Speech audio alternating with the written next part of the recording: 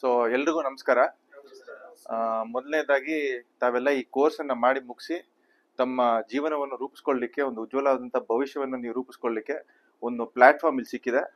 ಇವತ್ತೇನು ನಮ್ಮ ದೇಶದಲ್ಲಿ ಪ್ರಧಾನಮಂತ್ರಿ ಮೋದಿ ಒಂದು, ನಾನು ರಾಜಕೀಯ ಮಾತಾಡಕ್ ಹೋಗಲ್ಲ, ಬಟ್ ಆದ್ರೂ ಒಂದು ಪಾಯಿಂಟ್ ಹೇಳ್ತೀನಿ. ನಮ್ಗೆ 2 ಕೋಟಿ ಉದ್ಯೋಗ ವರ್ಷಕ್ಕೆ ಕೊಡ್ತೀನಿ ಅಂತ ಮೋದಿ ಸಾಹೇಬ್ ಹೇಳಿದ್ರು. ಆ 2 ಕೋಟಿ ಉದ್ಯೋಗ, ವರ್ಷಕ್ಕೆ 2 ಕೋಟಿ ಉದ್ಯೋಗ ಇದುವರೆಗೂ ಎಲ್ಲೂ ಕೊಟ್ಟೇ ಇಲ್ಲ. ನಮ್ಮ ದೇಶದಲ್ಲಿ ಯಾರಿಗೂ ಸಿಕ್ಕಿಲ್ಲ. 2 ಕೋಟಿ ಅವ್ರು ಟಚ್ ಮಾಡಿಲ್ಲ. ಅಂತದ್ರಲ್ಲಿ ನಿಮ್ಗೊಂದು ಜಾಬ್ ಆಪರ್ಚುನಿಟೀಸ್ ನಿಮ್ ಸಿಗ್ಲಿಕ್ಕೆ ಒಂದು ಪ್ಲಾಟ್ಫಾರ್ಮ್ ಅನ್ನು ಕ್ರಿಯೇಟ್ ಮಾಡ್ಕೊಟ್ಟಿದ್ದಾರೆ ಇವತ್ತು ಈ ಒಂದು ಸಂಸ್ಥೆ.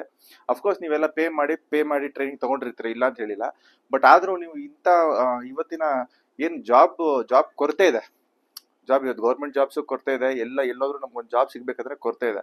ಬಟ್ ಆದ್ರೆ ಈ ಡಿಪಾರ್ಟ್ಮೆಂಟ್ ಅಲ್ಲಿ, ಸ್ಪೆಸಿಫಿಕಲ್ ಆಗಿ ಈ ಡಿಪಾರ್ಟ್ಮೆಂಟ್ ಅಲ್ಲಿ ನೀವೇನ್ ಆಂಡ್ರಾಯ್ಡ್ ಫೋನ್ಸ್, ಲ್ಯಾಪ್ಟಾಪ್ಸ್ ಮತ್ತೆ ನೀವೇನು ಐಫೋನ್ಗಳು ಇದನ್ನೆಲ್ಲ ಇದರ ಟೆಕ್ನಿಷಿಯನ್ಸ್ ಆಗಿ ನೀವು ಹೊರಬರ್ತಾ ಇದ್ದೀರಾ. ಸೊ ಮನುಷ್ಯ ಅನ್ನೋನು ಇವತ್ತಿನ ಕಾಲದಲ್ಲಿ ಆಧುನಿಕ ಜಗತ್ತಿನಲ್ಲಿ ಫೋನ್ ಅನ್ನೋದು ಯೂಸ್ ಮಾಡೇ ಮಾಡ್ತಾನೆ.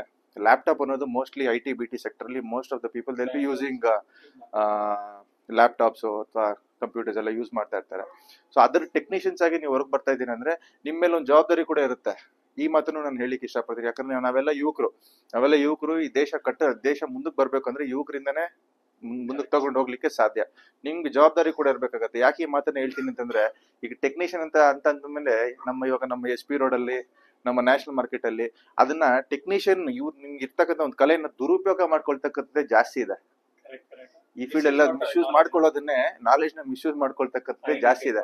ಇವತ್ತು ನೋಡಿ, ಇವತ್ತು ಫಾರ್ ಎಕ್ಸಾಂಪಲ್ ಹೇಳ್ತೀನಿ ಕೇಳಿ, ಇನ್ಸ್ಟ್ರೂಮೆಂಟ್ ಗಳು ತೆಗಿಯೋದು, ಇನ್ನೊಂದು ಫೋನ್ ಸರ್ವಿಸ್ ಬಂದಾಗ ಇನ್ನೊಂದು ಮತ್ತೊಂದು ಮಾಡೋದು, ಇಂಥದ್ದೆಲ್ಲ ಮಾಡಬಾರ್ದು. ಅಂದ್ರೆ ನೀವು ಮಾಡ್ತೀರಾ ಅಂತಲ್ಲ, ಇಂಥದ್ದೆಲ್ಲ ಮಾಡ್ಬೋದು. ಇಂಥದ್ದೆಲ್ಲ ಮಾಡಿದಾಗ ಒಂದು ನಾವು ಮಾಡ್ತಿರ್ತಕ್ಕಂಥ ಒಂದು ಕೆಲ್ಸಕ್ಕೆ ಒಂದು ನಾವೇ ದ್ರೋಹ ಮಾಡ್ಕೊಂಡಂಗೆ ಇರುತ್ತೆ ಅಂತ ನಾನು ಹೇಳಿಕ್ಕೆ ಇಷ್ಟಪಡ್ತೀನಿ.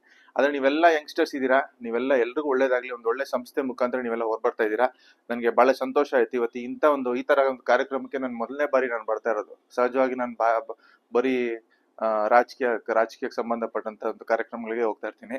ಇದು ನನ್ನ ಸಬ್ಜೆಕ್ಟು ಅಲ್ಲ, ಆದ್ರೂ ಕೂಡ ಎಷ್ಟು ನನಗೆ ತಿಳ್ಕೊಳ್ಬೇಕು ಅಷ್ಟು ವಿಷಯಗಳನ್ನ ತಿಳ್ಕೊಂಡು ನನ್ನ ಕಡೆಯಿಂದ ನಿಮ್ಗೊಂದು ಚಿಕ್ಕ ಒಂದು ಮೋಟಿವೇಶನಲ್ ಸ್ಪೀಚ್ ಕೊಡ್ಬೇಕು ಅಂತ ನನಗೆ ಎಲ್ಲರೂ ಕರೆದಾಗ, ನಾನು ಅದೇ ಇಲ್ಲ, ಯುವಕರಿದ್ದೀರಾ, ನನಗೂ ಕೂಡ ಸಂತೋಷ. ಯುವಕರಿಗೆ ಒಂದು ಬೆಂಬಲ ನೀಡಬೇಕು, ಪ್ರೋತ್ಸಾಹ ನೀಡಬೇಕು ಅನ್ನೋದು ನನಗೆ ಯಾವಾಗ್ಲೂ ಇರುತ್ತೆ. ಯಾಕಂದ್ರೆ ನಾನು ರಾಜಕೀಯಕ್ಕೆ ಪಾದಾರ್ಪಣೆ ಮಾಡಿದಾಗ, ರಾಜಕೀಯಕ್ಕೆ ಬಂದು ನಾನು ಕಾರ್ಪೊರೇಟರ್ ಆದಾಗ ಮೊದಲೇ ಬಾರಿಗೆ ನಾನು ಯೂತ್ ಕಾಂಗ್ರೆಸ್ ಪ್ರೆಸಿಡೆಂಟ್ ಆಗಿದೆ. ಅದ ನಂತರ ನಾನು ಕಾರ್ಪೊರೇಟರ್ ಆಗಿ ನನಗೊಂದು ಅವಕಾಶ ಸಿಕ್ತು. ಸಿಕ್ಕಿದ್ರೆ ನಾನು ಸರಿಯಾಗಿ ಉಪಯೋಗಿಸ್ಕೊಂತ ಇದ್ದೀನಿ. ಅದೇ ರೀತಿ ನಿಮ್ಗೊಂದು ಅವಕಾಶ ಸಿಕ್ಕಿದೆ. ಆ ಅವಕಾಶವನ್ನ ನೀವು ಕೂಡ ಸರಿಯಾಗಿ ಉಪಯೋಗ ಮಾಡ್ಕೊಂಡು ಇನ್ನೂ ದೊಡ್ಡ ಮಟ್ಟಕ್ಕೆ, ಅಂದ್ರೆ ನಿಮ್ಗೆ ಇನ್ನೂ ಒಳ್ಳೊಳ್ಳೆ ಜಾಬ್ಗಳು ಸಿಗ್ಲಿ. ನೀವು ಇನ್ನೂ ಎಲ್ಲ ಫಾರಿನಲ್ಲೆಲ್ಲ ನೀವು ನಿಮ್ಮ ಟ್ಯಾಲೆಂಟ್ ಎಲ್ಲ ಇದಾಗಬೇಕು. ಫಾರಿನಲ್ಲಿ ಕೂಡ ನಿಮ್ಗೆ ಒಳ್ಳೊಳ್ಳೆ ಜಾಬ್ ಸಿಗ್ಬೇಕು ಅನ್ನೋದೇ ನೀವಿನ್ನೂ ಬೆಳಿಬೇಕನ್ನೋದೇ. ಸಹಜವಾಗಿ ನಾನು ಹೇಳ್ತಾ ಇರೋದು, ನೀವು ಬೆಳಿಬೇಕು. ಇದು ಇಲ್ಲಿಗೆ ನಮ್ಮ ಅಂತ್ಯ ಇರಬಾರ್ದು. ಯಾವತ್ತು ಅಷ್ಟೇ ನಾವು ಟಾರ್ಗೆಟ್ ಮೇಲೆ ಇಟ್ಕೊಬೇಕು. ನಾವು ಡ್ರೀಮ್ ಬಿಗ್. ಇವತ್ತು ಡ್ರೀಮ್ ಮಾಡೋದ್ರಲ್ಲಿ ಏನ್ ತಪ್ಪಿಲ್ಲ, ದೊಡ್ಡದಾಗೆ ಡ್ರೀಮ್ ಮಾಡ್ಬೇಕು. ಇವತ್ತು ನಾನು ಏನಾಗಬೇಕು ಅಂತಂದ್ರೆ, ನನ್ನ ಕೇಳ್ತಾರೆ, ಸರ್ ನಿಮ್ಮ ರಾಜಕೀಯ ಗುರಿ ಏನು ಅಂತ ನನ್ನ ಕೇಳಿದಾಗ ನಾನು ಹೇಳ್ತೀನಿ, ನಾನು ಪ್ರಧಾನಮಂತ್ರಿ ಆಗ್ಬೇಕು ಅಂತ ನನಗಿದೆ ಆಸೆ. ನಾನು ಆಗ್ತೀನೋ ಬಿಡ್ತೀನೋ, ನಾನು ಈಗ ನೆಕ್ಸ್ಟ್ MLA ಆಗ್ತೀನೋ, MP ಆಗ್ತೀನೋ, ಕಾರ್ಪೊರೇಟ್ ಆಗ್ತೀನಿ, ಇದೆಲ್ಲ ಜನರ ಕೈಯಲ್ಲಿ, ಆಮೇಲೆ ನನ್ನ ಹಣೆ ಬರದಲ್ಲಿ ಇರೋದು. ಬಟ್ ನಮ್ ಯೋಚನೆ ಯಾವತ್ತು ಅಲ್ಲಿ ಇರ್ಬೇಕು.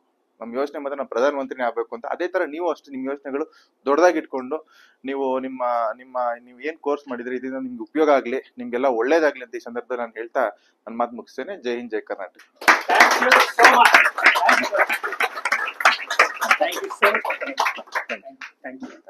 So proud of you.